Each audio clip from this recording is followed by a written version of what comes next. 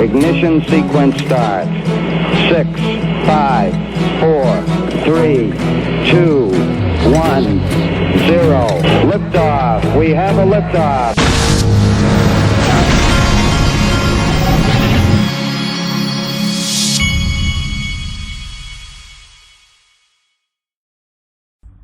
Hey everybody, this is the Digital Asset Investor, and we need to check in with the official cool guy of the Digital Asset Investor channel. He's looking cold up there wherever he lives, and but he is still being cool, no pun intended. What's up, fam? Can somebody tell me why we need stable coins with all these unknowns when CBDCs and countries can issue their own currencies on ledgers? Whether they're backed by metals or they're a surveillance tool, why would we need a stable coin? Good question. I've got another two questions. If country A issues a stable coin or a CBDC for the purposes of control, why would anyone use it if they have options? Okay. So what I believe is going to happen, and the second question is, once there's a stable coin that's or a CBDC backed by gold, why would anyone use one that's backed by nothing, like the way that fiat is now? They wouldn't, folks. That's why the second someone creates a gold-backed stablecoin, CBDC, everybody's going to want to own it, and every other country will be forced to do the same. Okay? And if you want to do it for control, everybody's going to flock to something else. I mean, that's unless you're going to somehow be able to control what people use, and if they're in your country, they're forced to use it. I guess that would work the way China maybe wants to do it. But one thing's for sure, folks, gold's going to be in the game in this new financial system. So a reminder, Glint's my sponsor. I buy physical gold and I buy gold in my Glint account, so that I have my debit MasterCard and I can spend the gold if things really hit the fan. The link to this is in the very top of the description. You can click on it and tell them DAI sent you. Now, Thinking Crypto had Congressman Bill Huizenga, who I consider one of the good guys when it comes to crypto. Watch this. How are you and your colleagues at the committee going to keep the SEC and Gary Gensler accountable? What are your plans for 2023? Yeah. Well, I can guarantee you that it won't be 14 months between visits. Okay. I mean, that's part of our primary function here in the House of Representatives is to have oversight. The other is to control the purse strings. Now, the SEC and some of these other regulators have some self-funding mechanisms from fines and different things that they deal with. So we're going to have to work through that, but they still come to us with budget requests. We can put things in called enabling legislation or limiting language. Enabling it would mean SEC, you must do X. Limiting language would say, SEC, you may not use this money to do Y. You can use it for other things, but you can't do this certain thing. So that's going to be the primary tool is looking at the oversight side. There is potential for some legislation. We had been getting close on a stable coin. That Patrick McHenry and Maxine Waters had been working on. And frankly, there was some expectation that we were going to be dealing with that this calendar year yet before this Congress is out. Just a reminder to everybody, we get seated for a 2-year Congress. So when this Congress ends on December 31, all the bills that have been introduced go away. All of the legislation that had been proposed no longer exists. And then in January 3, when we get sworn in, we have to start all over again. And that'll go for that 2-year period. So there was a lot of work that had been done on it. There was some, I think, opportunity and optimism that we might be able to. Okay, interesting clip here. Now here's a clip of Tom Emmer. He's also one of the good guys, I think. And by the way, it's not about crypto. Remember, this is about centralized finance. DeFi is the point. They're going after decentralized finance. This is not what it's about. Right. It's not about the crypto industry. This is about Sam Bankman-Fried. It's about the regulator, Gary Gensler, and it's about centralized finance, which needs to be brought under our regulatory umbrella. And Gary Gensler has done nothing to make that happen. And I really hope you guys bring in Silicon Valley. Well, he has done something. He was planning with FTX to do something. So yeah, he has done something. Which I think plays a major role in this and a whole bunch of other things that have ripped off the American public. Congressman, again, congratulations. I'm glad you came on the show. Thank you. All right. Then we got this. Elizabeth Warren. Now, folks, I've been watching all these dumps of these files. And look, folks, there's no question about it. And I'm not saying it's one side of the aisle. I'm saying it's both sides of the aisle. I think they're both involved in what's going on. But there has been a concerted effort to censor people in the United States of America on social media. And not just that, but there's been a concerted effort to steer people away from anything bad in the case of the past election, anything bad about Joe Biden. There was the FBI, they did a dump yesterday and I saw it. And the fact that Elizabeth Warren is more focused on the fact that Elon Musk bought Twitter and how that might distract him away from Tesla tells me everything about this woman. She does not want him looking at what the FBI did, and that tells you everything about this woman. These people need to be out of our country, or out of office at a minimum.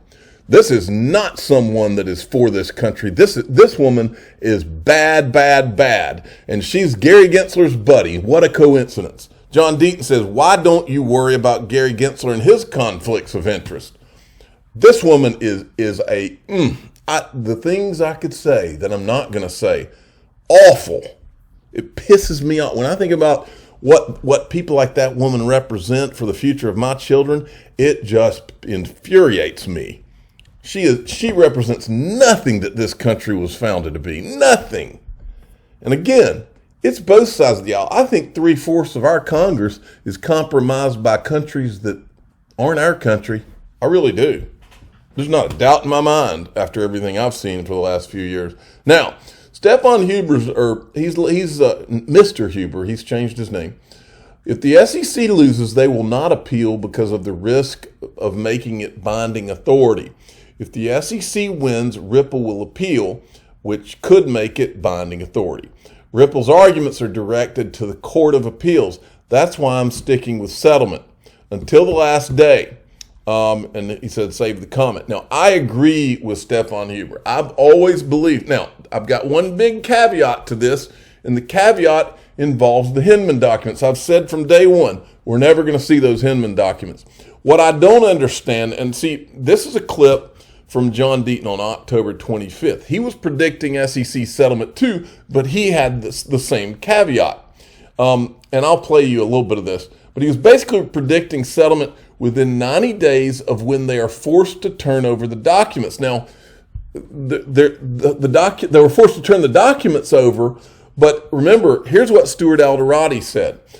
This was on October 20th. He says, over 18 months, 6 court orders later, we finally have the Hinman documents, internal SEC emails and drafts of his famous speech. While they remain confidential for now, at the SEC's insistence, I can say that it was well worth fighting for. But I don't understand what this means. And so I asked John in this tweet, and I'm sure we'll hear from him. I don't understand what that means, that they're confidential for now at the SEC's insistence. Does that mean that the SEC filed something with the court that made it where they couldn't be released yet? But this is not, in my mind, I do not consider this the documents having been turned over. Until we can see them in unredacted form to expose what these people did behind the scenes, until the risk of us actually getting to lay our eyes on them is there, I don't think we have a settlement. But my question is, my statement is, the second that they actually have to turn them over, and if the SEC does what they've done in the past, when they finally are forced to turn them all over, they'll redact every single word on every page and then make the judge tell them they can't do that, and then we'll go back and forth for months, okay? That's the way the pattern has been. If they're forced to actually show the documents without the redactions, this thing's settled. I've said this for a long time.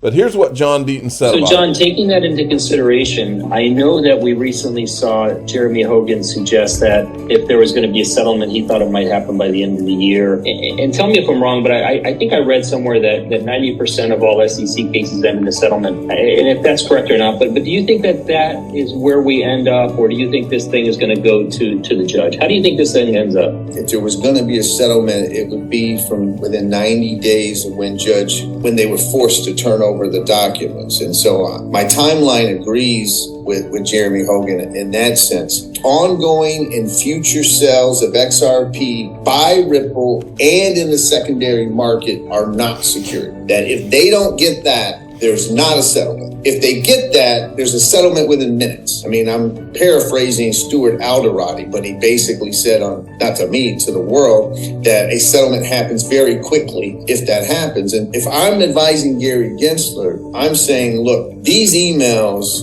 definitely are going to cause issue. We can seal all of this up right now in a settlement. Also, we're really going to... That's the issue right there. That's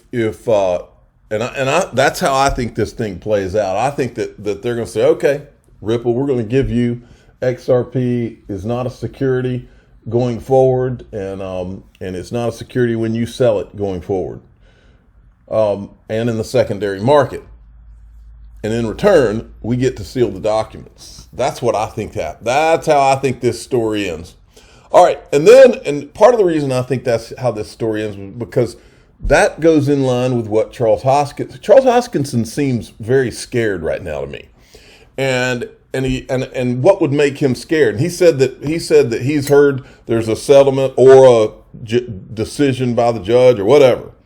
And when he said it would be catastrophic for the industry, and that could only mean one thing: good for Ripple, but bad for the rest of the industry. And that would cause Charles Hoskinson to be angry enough to say some of the things that he's said that haven't made any sense.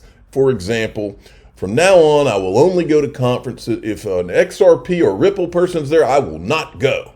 All right. That to me is somebody who's mad about something. And so is Vitalik Buterin, the unicorn boy. The only qualification to be able to call yourself part of the crypto space and not have people complain is to just somehow use cryptography and to have some kind of chain's data structure somewhere. Those are literally the qualifications. You don't even need decentralization, right? I forget. Has IOTA even gotten rid of their coordinator yet? I forget now. No, right? The answer is no. Right. XRP, right?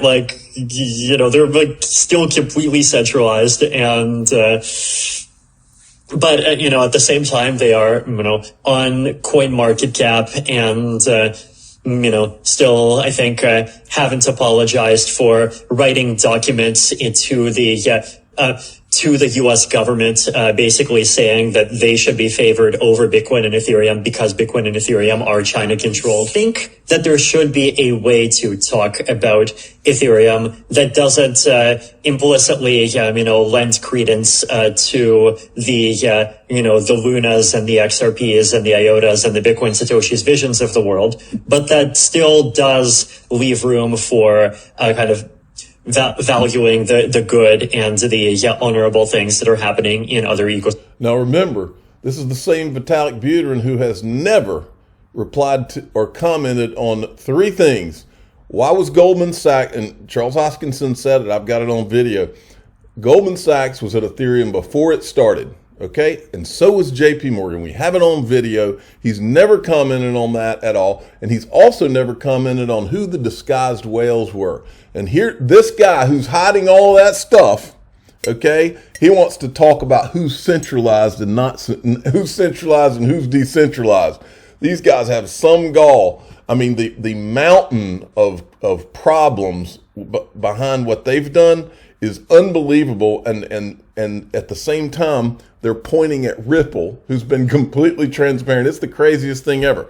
And then David Schwartz comes and he says all this time and he still doesn't understand or is pretending not to understand that Ripple is a company and XRP is a digital asset. He thinks XRP can say things.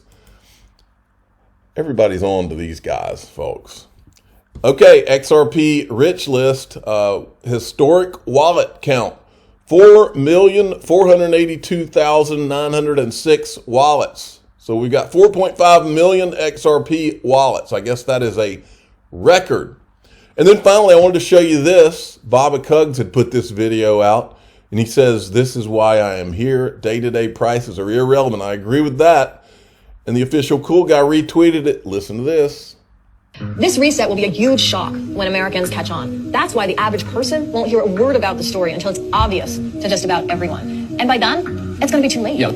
In the months ahead, central banks around the world are planning to go digital. Many of the legacy banks you've heard of, where you probably even keep your money, like Bank of America, Chase, Citi, Wells Fargo, they're about to be reset, overhauled by a new type of technology called fintech, which is short for financial technology. Yeah, can I ask, what exactly does that mean for the banks and all of us, you and me? Essentially, it means the function of our banks is about to change. They probably won't raise public suspicion about it by changing the signs on your bank's branches, but according to my sources, the Federal Reserve will soon own all the banks, and your local branch, it's simply going to be like a licensee of the Fed. In other words, the banking infrastructure is being rebuilt from the ground up, and very few Americans are aware this is even happening. We are right on the verge of a once-in-a-generation opportunity to profit by investing in the companies that are building out the architecture for this massive shift. Wow. This reset will... I'm a digital asset investor. I'm not an investment advisor. This is for entertainment purposes only. Please subscribe, hit the like button, tell your friends and family that I still predict settlement. Until I see those Hinman documents, I predict settlement, period. Thanks for